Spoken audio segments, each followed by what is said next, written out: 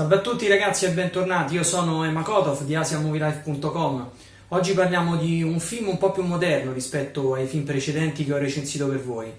Oggi trattiamo di Wuxia.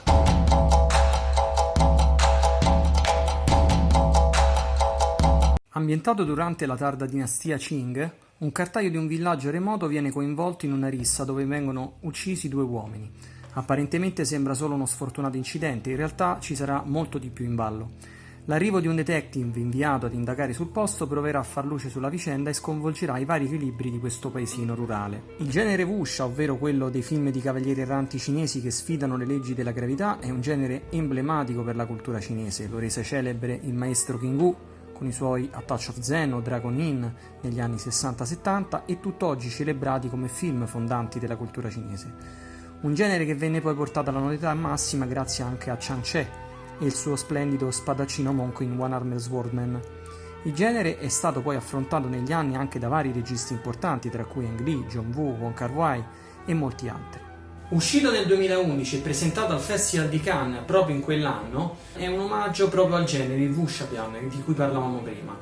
L'omaggio va sia negli stilemi più classici che riguarda la storia principale, ma anche per la presenza di alcune caratteristiche che potete trovare nel film, come Kara-hui e Jin Wang-kyu. Wuxia unisce sapientemente sia la storia classica dei Wuxiapian insieme alla detective story. Parlando degli interpreti, il bravissimo Takeshi Kaneshiro è molto calato nel personaggio, nell'interpretare questo detective braccato dalle sue problematiche personali, sempre in bilico nell'empatizzare o meno con i suoi indiziati e non riesce a nascondere il suo fascino per tutti i vari aspetti dell'esistenza umana. Anche Donnie Yen è abilissimo nell'interpretare questo personaggio un po' ambiguo, diverso dai soliti personaggi. È molto abile nel far vedere, nel calarsi nei panni del padre nei momenti di intimità familiare, amorevole, privo di quella violenza intrinseca del suo personaggio riferito al suo passato. Quando poi c'è la chiamata all'azione durante il film si vede proprio l'interpretazione che cambia repentinamente, una grande prova sia attoriale che marziale. Il film è confezionato alla perfezione con una cura dei dettagli formidabile. Le riprese, ma soprattutto il montaggio, lo rendono un film molto suggestivo. Anche l'aspetto del sound design è pazzesco. Suoni di vario tipo, di vario genere, rumori, ossa rotte, tutto è mixato in maniera straordinaria per farti immergere ancora di più nell'atmosfera giusta. Si accennava inizialmente agli stilemi classici del Wuxiapian che ritroviamo nel personaggio principale di Donnie Yen che cambia vita e si lascia il passato alle spalle, ma per cercare di ottenere questa nuova vita dovrà in qualche modo difendersi e quindi combattere. La scelta di riprenderli in maniera così limpida e pulita è estremamente interessante. Ogni movimento fisico dei personaggi e anche i movimenti stessi della macchina da presa sono chirurgici e sono una grande coreografia. Il rallenti esalta il movimento atletico e la velocità repentina invece canalizza la forza dei colpi. Quindi chi apprezza i migliori combattimenti con Donnie Yen qui in questo film potrà trovare sicuramente pane per i suoi denti.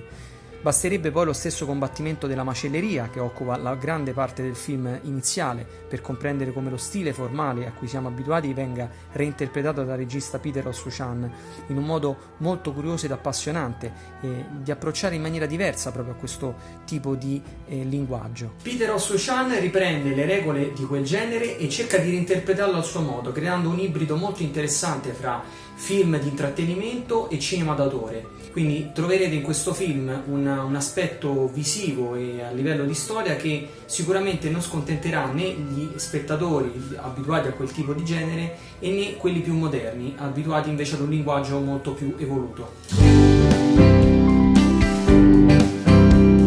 Ora, prendiamo uno spettatore a caso, mia moglie, che non conosce sicuramente il genere, non è abituata a vedere i film con i sottotitoli, non conosce le arti marziali, il genere wuxia e proviamo a costringerla a vedere un film sottotitolato come questo qui e alla fine della visione proporgli 4 domande. Ti sei annoiata oppure il film ti ha coinvolto? Ciao, per me il film in generale era bello dinamico e la storia era molto interessante da seguire.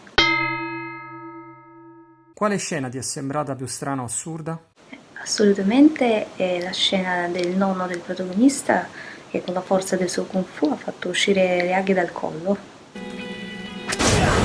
E poi la scena con l'urlo o il canto di uno dei 72 demoni quando ha pensato che il protagonista fosse morto.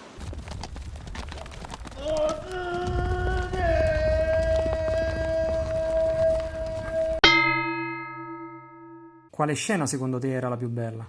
In generale mi piacciono sempre le scene con paesaggi caratteristici, foreste, montagne, come lavorano, fanno la carta, cucinano e tutto quanto in quei tempi passati.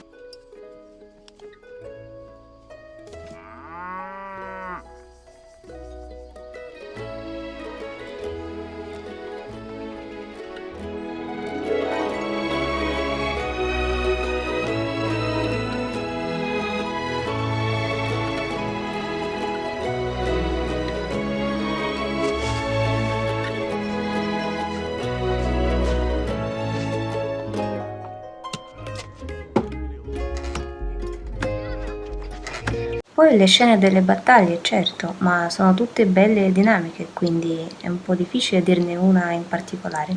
Ora la domanda più importante.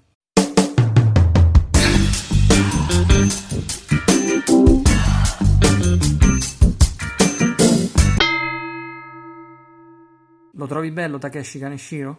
Direi che non è proprio il mio tipo di uomo, però è abbastanza bello, carino e ha delle linee del viso molto morbide. Anche oggi siamo arrivati alla conclusione di questo video. Io mi raccomando come sempre di mettere un like se il video vi è piaciuto, di iscrivervi al canale se non l'avete ancora fatto, che è importante per noi che facciamo questi contenuti, di vedere che dall'altra parte c'è un numero di persone registrata che aspetta un nuovo video, di commentare nella sezione commenti appunto con una vostra opinione, un consiglio, qualsiasi, buono o brutto che sia, l'importante è interagire tra di noi per aumentare anche la qualità della fruizione dei video. Ci vediamo sempre qui sopra allora, ciao ragazzi!